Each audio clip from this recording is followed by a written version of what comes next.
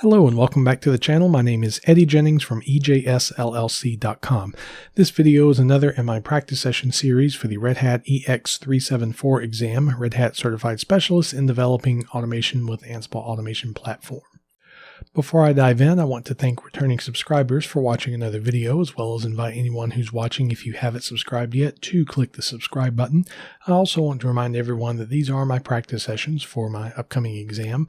It's my opportunity to talk about the objectives as listed on Red Hat's site and either explain them or demonstrate them, or maybe a combination of the two. And throughout the video and at the end, I will assess how comfortable I feel with the objective. Hopefully at that time I'll feel quite comfortable with the objective, which means that when the exam comes and I have some type of task related to the objective, I will hopefully do well with it. Otherwise, I have just over a week to do some final review and final knowledge gap filling to be prepared. Obviously, at this point, if there's something I'm just absolutely clueless about, there's not much hope for that. This is hence why these are kind of my final reviews. But there is some time if I need to brush up on something that I may have touched, months ago in the past. I can get that back on the front side of my brain, so to speak. These are not intended to be tutorials, nor are they intended to be training materials. I do try to have the information accurate, as I'm obviously preparing for the exam and I want to prepare with accurate information, but these should not be considered any type of official training or tutorials for your exam preparation. Rather, I put these out on the internet in hopes of, if you are working toward the EX374 exam, I might give you some ideas on things that you could try for your own study efforts by showing you some of the stuff that I'm doing for study efforts. So with practice sessions I've done in the past, I've often done a video per subtopic within the objectives for Red Hat. However, for this video and probably the next one, I'm going to combine them into one simply because there's some of them don't have a lot of material, I think, to talk about. Others will have more, and it kind of makes sense as one thing. So in this video, I'll be looking at the Manage Inventories and Credentials set of objectives, which is manage advanced inventories, create dynamic inventory from identity management server or a database server. I'm actually going to touch that at the end. Create machine credentials to access inventory hosts, and create source control credentials. So we're going to start by making a source control credential, which I think I might have done in a previous video, but we'll do it again since it's an official topic. And this is talking about your Ansible Automation Controller. So I'm going to go ahead and log in here as my admin account. Of course, if this were a production environment, I would have my own user account that has whatever necessary rights that I need. But for the lab environment, we'll just do this with an administrator account. And the credentials it's talking about are within the resources section. We will go to credentials, and there are a number of credentials that are already here. There's some default stuff.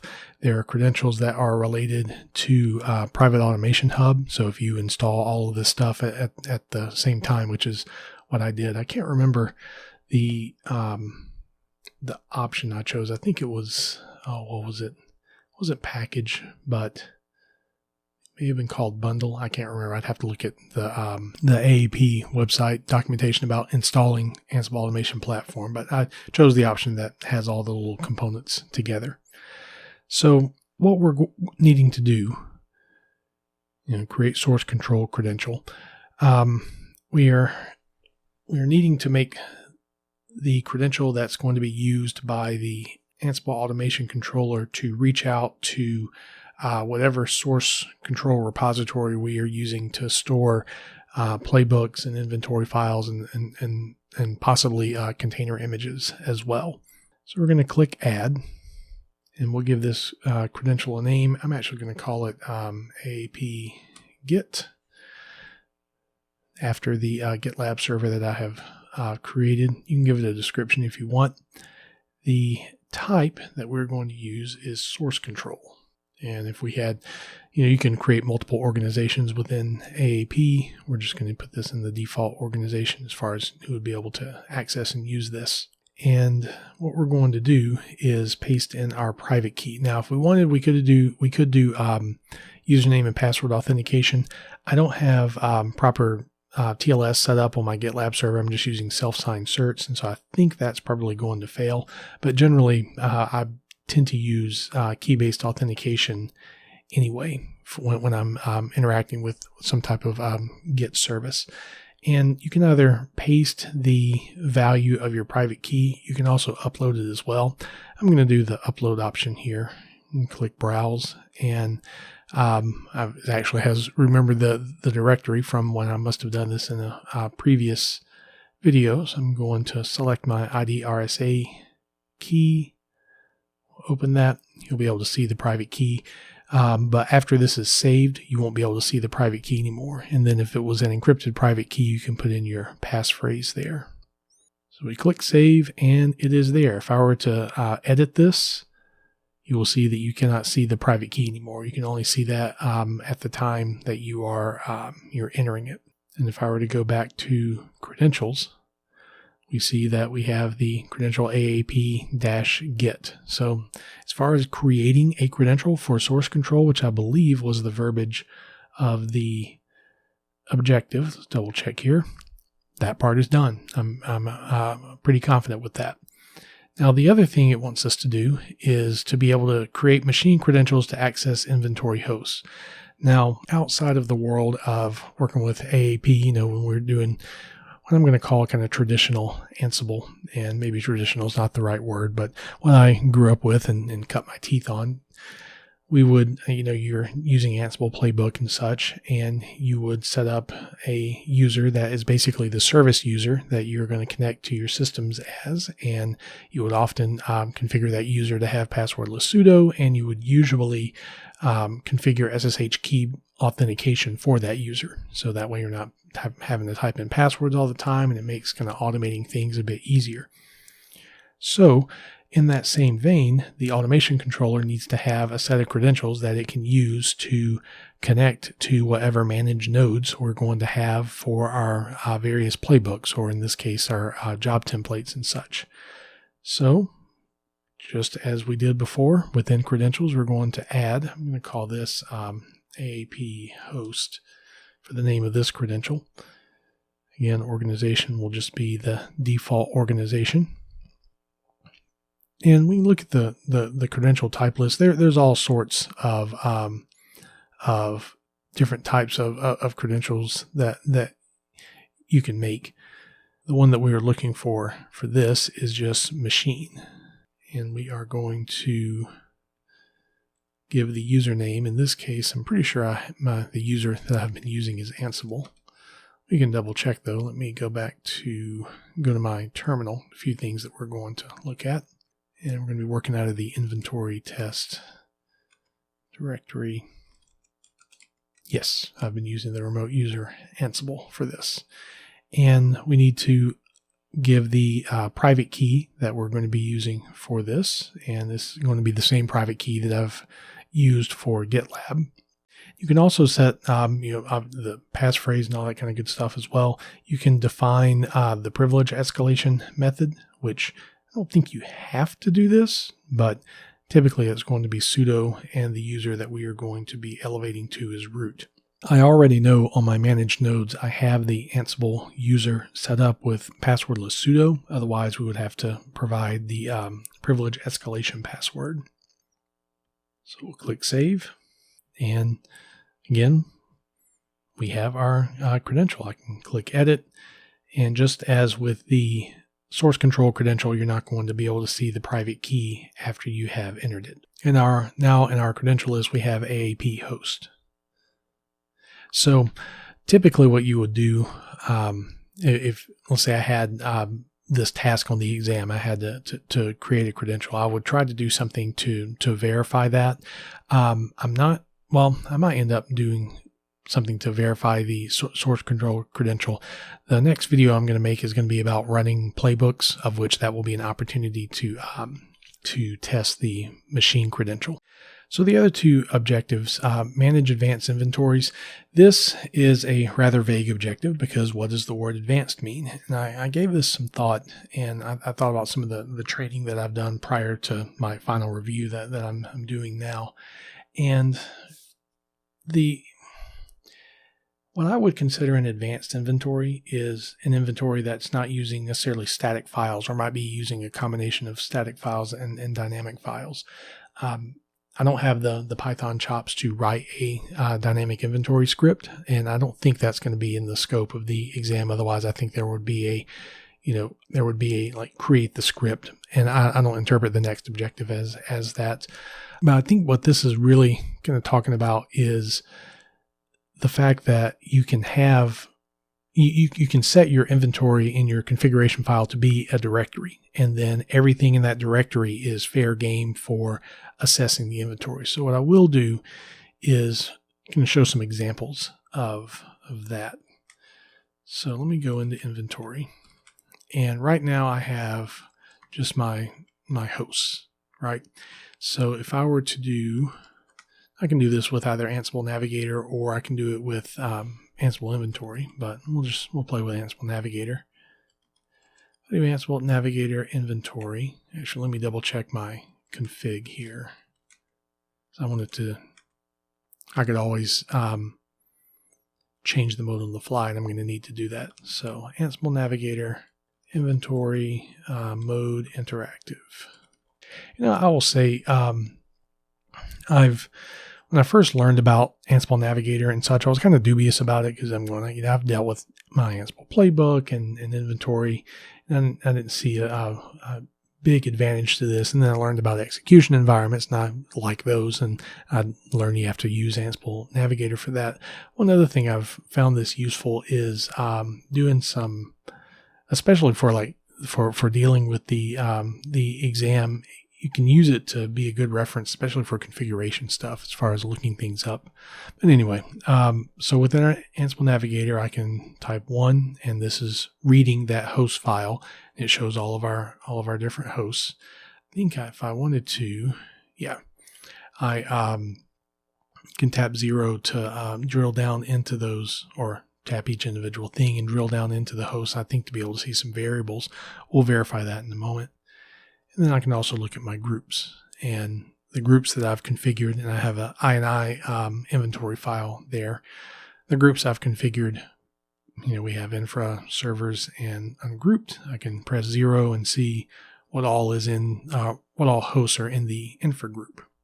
Now, if I wanted, let me go into the inventory directory and VI in the hosts.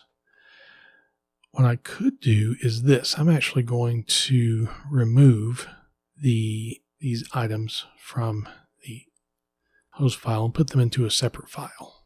And we're going to call this host 2. We'll go back one level. We're going to run our inventory again. And in theory, we should see the exact same effective inventory. Okay. I was wondering if this would occur. Because I guess this makes sense. It would have evaluated host 2 after host, and so therefore, when it evaluates hosts, these groups haven't been defined yet. So let's put this to the test here. I'm going to move hosts to host 3, and let's try our inventory one more time. I'm curious to see if this will work this time. Yeah, and that makes sense. If I were to do my browse groups, we see all of our, so that is good to know. Oh yeah, this always makes me think I'm in VI, just because of the fact you do colon and then the commands when you're in the TUI interface, the text-based interface. So this is good to know as far as the order that the inventory files are going to be read. I'm trying to remember. I think was it lexicographical order. I'm probably mispronouncing that, is how it goes through and parses all of your inventory files. I would imagine that is also going to be true if I were to have a dynamic inventory script. I myself have not used multiple inventory files. Now I have used like multiple variable files. So you can do your group vars, host vars, and then have your group name, and then within that multiple variable files. But as far as multiple host files, that's not something I deal with that much. I do believe that they will concatenate groups and such as well. So let's make a, go back into the inventory directory.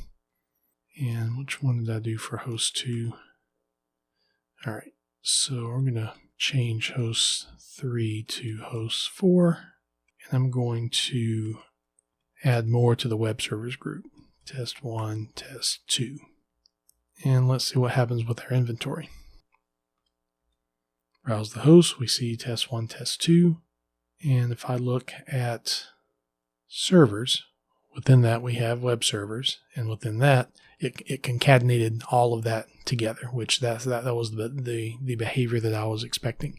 So I really think the concept of an advanced inventory is just having more than just your single inventory file. That would be possibly having host vars and group vars and such as well, which I'm not going to demonstrate that. I know I've taken care of that with the other practice session. So the last thing that I want to look at is the dynamic inventory. Now, like I said, I don't have the Python chops to build a script for it. There's a couple things that you do need to know if you are building a script. The output has to be in JSON format, and I can't remember off the top of my head, what the schema of that format needs to be, but Ansible is looking for it in JSON and then a certain, I only use format in the definition of format, but it needs to be constructed. Maybe that's a better word, in a certain way. And also, I believe you have to have for your script the --list parameter available, and list L-I-S-T, and I think you have to have --host available to where you can get information about said host.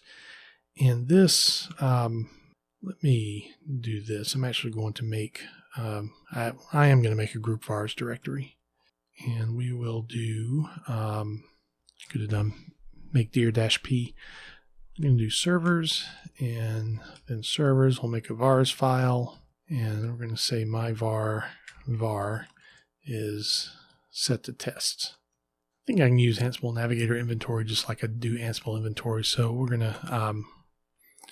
to put that to the test. So we're going to do Ansible Navigator inventory, and we're going to look at one particular host. We'll look at aapnode1.ejslab.com.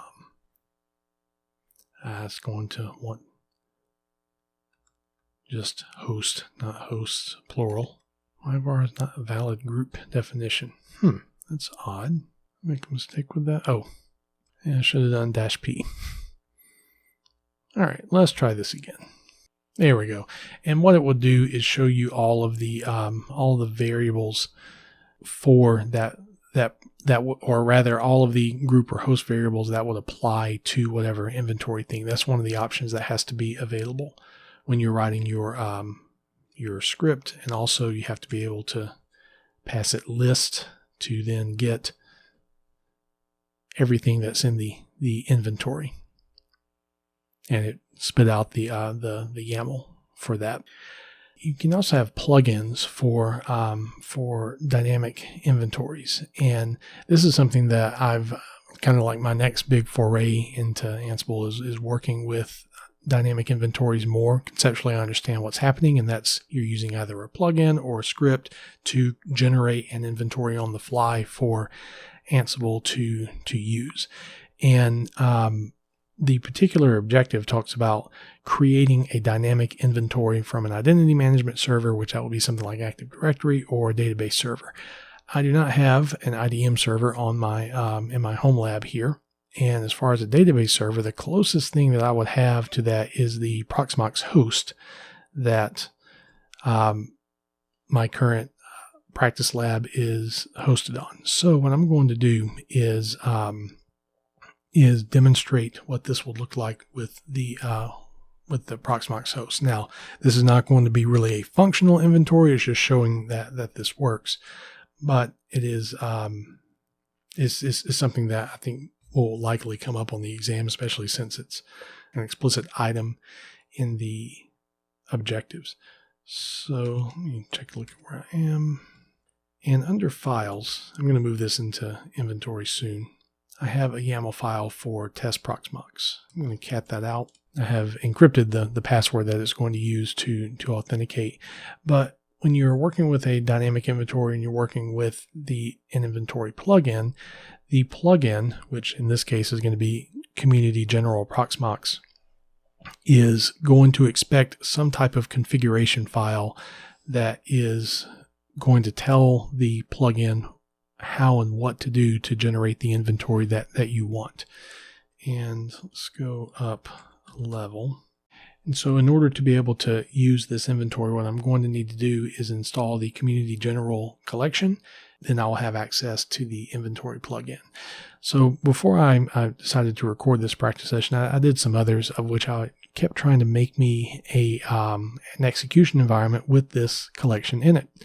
And I was able to do that fine. However, the inventory plugin kept complaining about there was a particular Python package or library that wasn't available, which was infuriating because because it was available on the if you were to look at the Python packages and modules within the execution environment. But regardless, I could never make it work, and it still bothers me to this day. And so to demonstrate this, I'm actually going to make a Python virtual environment, and explicitly in this Python virtual environment, install the module, and it should work because I was able to replicate that once.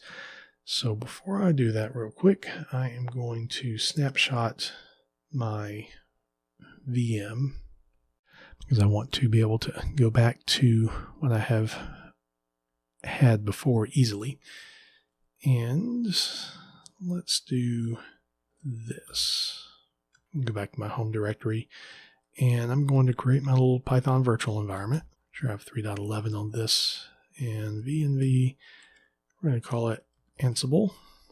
Go into Ansible. We're going to run the activate script. I'm going to use pip 311 and upgrade pip itself. And now I'm going to basically create my own instance of Ansible within this virtual environment to be able to demonstrate the dynamic inventory. So I will do pip 3. By the way, this is how you do the pip install of Ansible. Just grab Ansible core. Do a little bit more configuration than this, but this will change now that we have execution environments, but I have done this in production environments to be able to have specific dependencies and such handled. And I'm going to just make a directory within this called Ansible. Make me a quick little configuration file here. I think that's all that I'm going to need for what I want. You can specify your inventory plugins in configuration, but I think auto is going to pick up on this.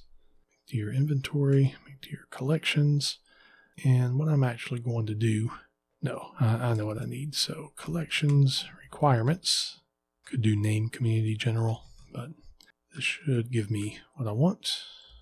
This should be able to grab the collections requirements. Yay! I believe the Python module that it needed, was it references? I'm just curious to see if I would actually be able to even see this. Oh, collection singular.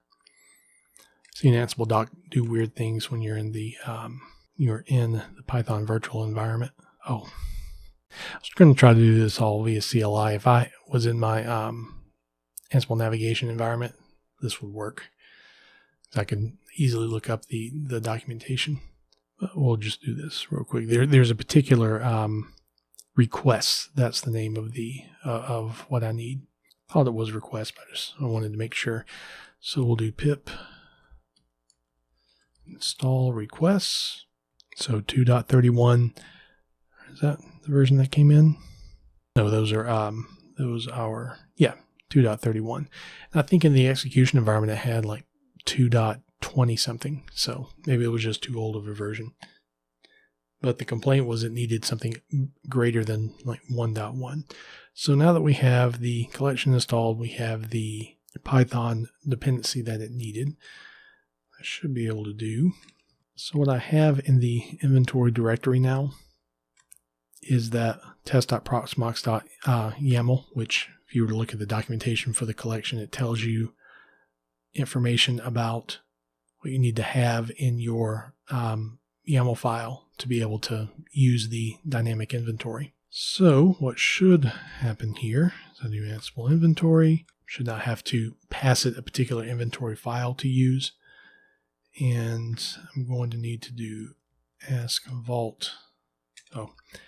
Ansible inventory, we'll do graph and ask vault password, because I do have that one thing encrypted.